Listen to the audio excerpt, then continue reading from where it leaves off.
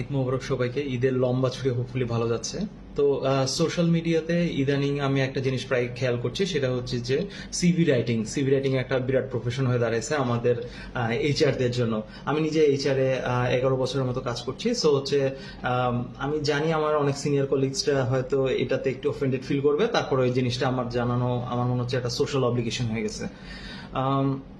So যেটা আমি দেখছি সোশ্যাল মিডিয়াতে সিভি রাইটিং এর জন্য পার সিভিতে সাধারণত 1,500, 2,000, 2,500 টাকা পর্যন্ত চার্জ করছে।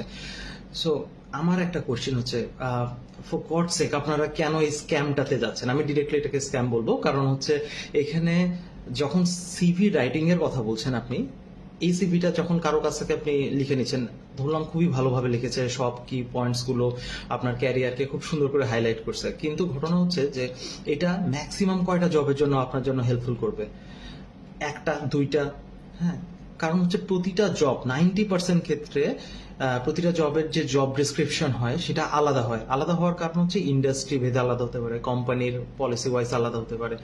সো এই সিভিটা যখন আপনি কাউকে দিয়ে লিখে নিচ্ছেন এবং সাবমিট করছেন কোথাও, এটা আপনার একটা বা দুটো জবের ক্ষেত্রে খুব হেল্পফুল হতে পারবে, পরেরগুলোর ক্ষেত্রে হেল্প হতে পারবে না। কারণ হচ্ছে আপনাকে এই জিনিসটা জানতে হবে যে প্রতিটা জব হচ্ছে ইউনিক, প্রতিটা কোম্পানি হচ্ছে ইউনিক। সো হচ্ছে আপনি যখন কোথাও অ্যাপ্লাই করছেন তখন সেই জব ডেসক্রিপশনটা যতটুকু আপনার আপনি রিলেভেন্ট হতে পারেন ওই কোম্পানির সাথে, ওই জব ডেসক্রিপশনের সাথে, তখন আপনার পসিবিলিটি বেড়ে যাবে আপনাকে ইন্টারভিউ কল করার ক্ষেত্রে। এবং হচ্ছে পরের স্টেজগুলো তো পরে, যে আপনার ইন্টারভিউ কিভাবে, আপনার প্রেজেন্স আছে, আপনি কিভাবে হাইলাইট করছেন নিজেকে, এই জিনিসগুলো ধীরে ধীরে স্টেপ বাই স্টেপ আসতে থাকবে। সো জব পাওয়ার জন্য কাউকে দিয়ে সিভি লেখা নেবেন না, আমি এটা অনুরোধ করছি। কারণ হচ্ছে এটা পুরোপুরি একটা স্ক্যাম। এইটার মাধ্যমে আপনি প্রতারিত হওয়া ছাড়া কিছু হবে না। সো যেটা করতে হবে, মাত্র 3টা ফ্যাক্টর আপনাকে দেখতে হবে। আমি পরবর্তী ভিডিওগুলোতে আরো বলবো এটা নিয়ে।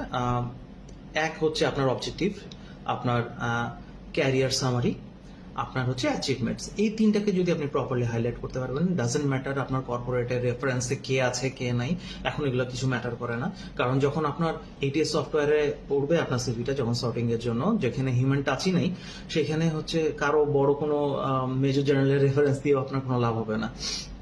সো আমি বলবো যে এই তিনটাতে ফোকাস যদি করেন, আমি ধীরে ধীরে আরো চেইন ডেপথে যাব, তাহলেই আপনার সিভি আপনি নিজে রাইট করতে পারবেন এবং প্রতিটা কোম্পানির জন্য, প্রতিটা স্পেসিফিক জবের জন্য আপনার সিভিকে আপনি সেভাবে মডিফাই করতে পারবেন। মানে দেখা যাচ্ছে ফর এক্সাম্পল আপনি হচ্ছে অ্যাডমিনিস্ট্রেশনে কাজ করছেন বা হচ্ছে আপনি আইটিতে কাজ করছেন।